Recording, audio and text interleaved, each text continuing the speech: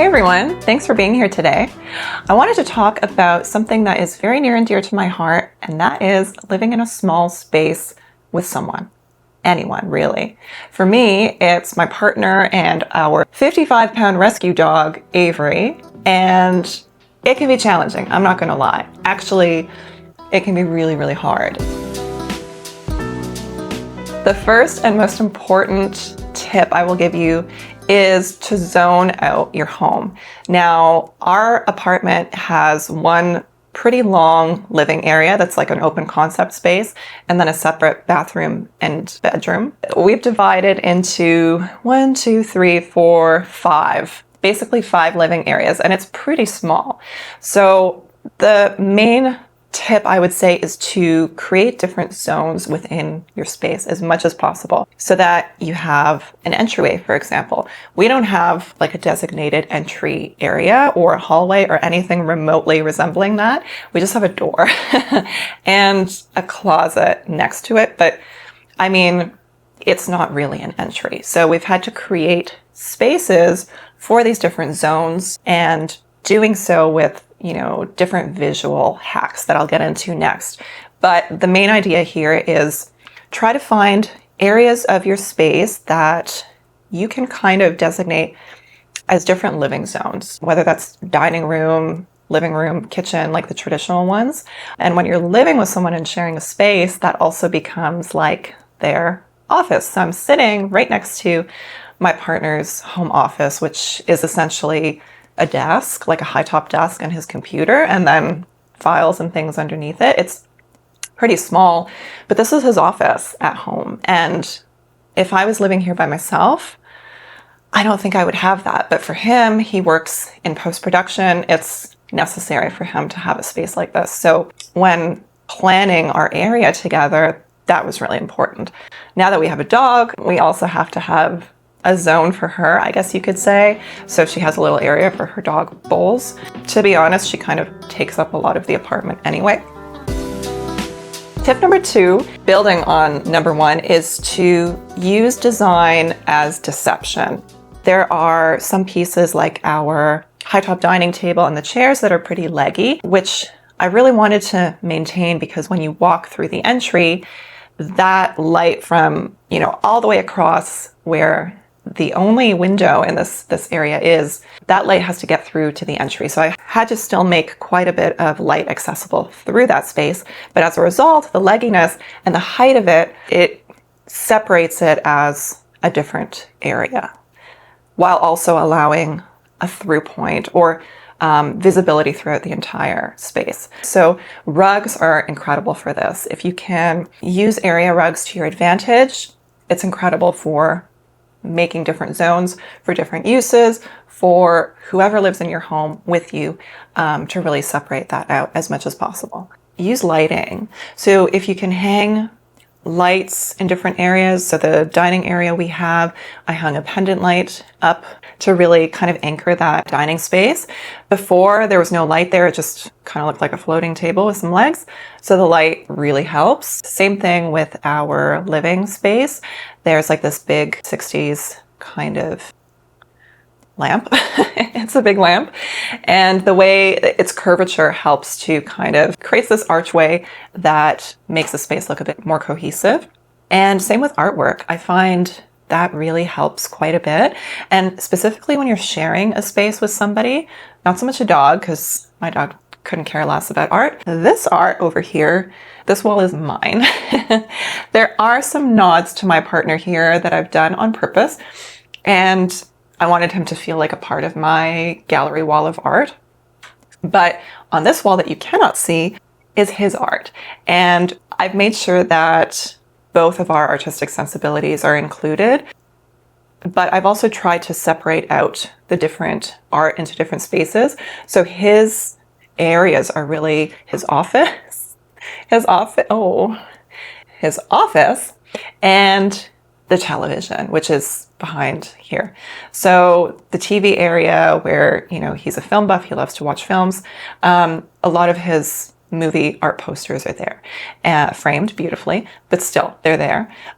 Whereas I wanted kind of the loungy area of the couch to feel more like me, I guess. And so I wanted that zone to be mine and for us to each have our own distinct art zones. Okay, double duty. If you can get your pieces of furniture, tools around the house to do double duty when you're living in a small space and sharing it with others, ooh, it's fabulous. So we have a stool coat hanger, which is wonderful, and it acts as a stool and a coat hanger.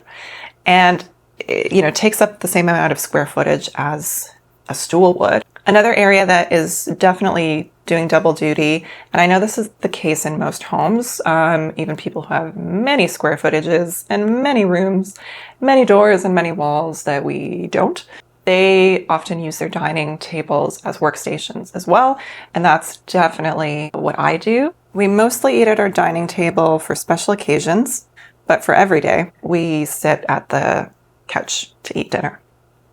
Breakfast, lunch, and dinner, actually. Well, I eat lunch in my car most days because I still work out and about, so I eat lunch like a lonely, sorry, sad little person in my car. But for breakfast and dinner, we eat here. It acts as a dining table sometimes, but it also acts as a workspace when I really want to get to work and do some work on my computer. And now that I'm thinking of it, it also functions as a catch-all and a drop point for Amazon returns. So there's a lot of stuff that this thing does. And, it's for all of us. So actually, most of these things sound like they're for me. Yeah, they're all for me. Okay. But it's still in a small space and it's still doing quadruple duty. The living space is doing double, triple duty maybe. Definitely acting as a living space, movie watching space and a dining room.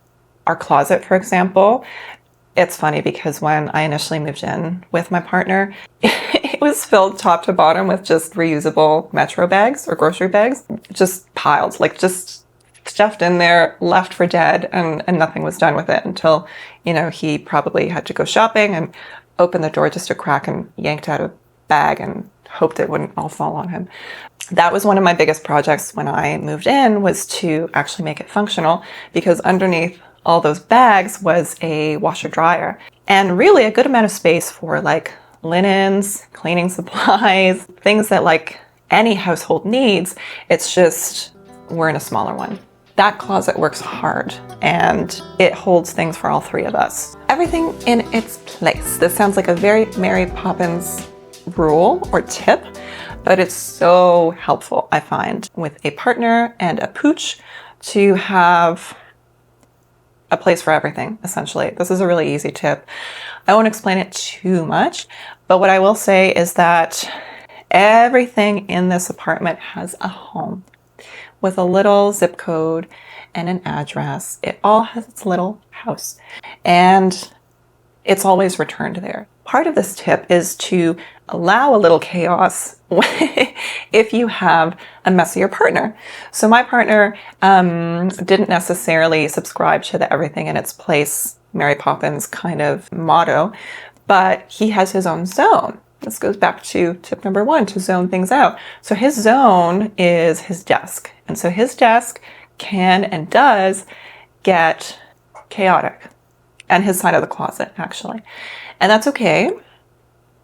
It's okay. If you're sharing a space with others, it's helpful to have a place for everything. There's cleaning products that have their own little slots in the door of our closet. And this all sounds very neurotic and very particular, but with our square footage and our height, all three of us are tall, my dog included. She's a leggy gal, and we take up a lot of room. So to be able to have a bit of zen and to be able to move through this home and live in it with as much peace as possible, to have everything go back into its little home, into its little house at the end of the day, it's wonderful. Tip number 5 is sneaky storage. So there are a number of different areas here of this apartment where things are stored rather sneakily. And I will admit that most of that stuff is not mine, but rather my partner's and my dog's, because their stuff is not usually as aesthetically pleasing. So that sounds mean, but it is true. I've found a shoe rack from IKEA. It's the Trones shoe rack, and it fits perfectly just so into this little section of our dining table. So much so that I don't have to drill it into the wall. I just kind of shoved it in there and it stays beautifully. And that is a shoe rack, and that houses a dog bag, which houses our dog's stuff. It's kind of like a Russian doll of storage. The bed, I mean, is a very typical source of sneaky storage. You get these boxes or, storage containers from Walmart and you slide them underneath. And, a whole season's worth of clothing can be stored for half the year if you like. So if you can find ways to store things vertically, because most of us do stuff horizontally, it's just easier to find like storage setups that are, on legs off the ground. If you can find ways to stack things upwards when you live in a small space and share it, then that's even better. So I've set up a shoe storage door hanger, I guess you call them, and I put that on the back of our linen closet / laundry room / chemical storage room. And every one of those little shoe storage containers is filled with dish soap, floor wax, we don't own floor wax, bug spray, face masks, a lot of fun memories just stuffed into each one, and it provides a ton of vertical storage going upwards. Measure different spaces in your home that you feel maybe are not used at all, really. Like there's, my partner has a standing desk, so it elevates quite high, and underneath it was just like space for his legs, which is nice, but there's all this empty space underneath where you could put a printer, a little shelving unit that houses, different supplies for his needs of his job. If you're able to measure those little spaces where you think, I could kind of go vertically and put stuff here if I only had the right unit or the right device, measure it. And then look online, spend some quality hours just Googling and find ways to build upward and store things that way. So if someone or some creature that lives with you has a lot of items that could really be put away without any dire consequences, put them away. That's not to say, don't live your life, don't let your roommate, partner, dog live their lives. We play with our dog at home. We have tennis balls and tug toys and fun stuff that she plays with and uses. She doesn't need it all the time. She really doesn't. And we don't have to see it all the time. So don't let somebody's stuff overwhelm the space if it's not entirely necessary to have out all the time. I think that really helps with visual clutter. It helps with one person or creature monopolizing the space. It allows everyone to kind of feel on an equal playing field. We want it to be a home for the three of us where we all live, and the permanent things on display in the home are stuff that we can all benefit from. Our dog sleeps on this couch every single night, so it's really her bed, and so she can't complain that she doesn't have anything out for her. I will say my last tip is to have a guilt-free zone of storage. When you have multiple people sharing a space, multiple creatures, whatever you want to call it, sharing a space, things will overflow. Even if you live by yourself in a small space, things will start to pile up. Like you just can't organize everything. I try really hard, but sometimes there's stuff that I don't use on a daily basis. And I think, well, maybe I can just get rid of this, but I don't want to fully give it away. So it needs a spot. And we have a storage locker. We're very fortunate to have quite a large storage locker where, as things have changed design-wise for me, where I've found I don't really like this style anymore. I thought I was really savvy with this kind of style. I'm not. It was horrible. Probably should get rid of it, but don't. And so there's a storage locker for that.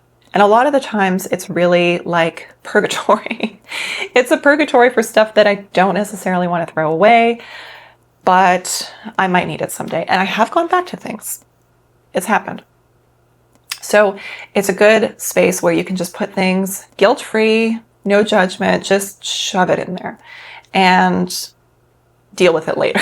But if you can find a space, even if that's under the bed, if you're not able to swap clothing seasonally, use that underbed storage as a purgatory. Don't have any guilt about it. Don't have any judgment about it from your partners or your roommates or whoever's standpoint either, because their weird stuff that they don't want to necessarily get rid of is just as valid as your weird stuff that you don't want to get rid of necessarily. So just allow it to be a guilt-free zone for everybody.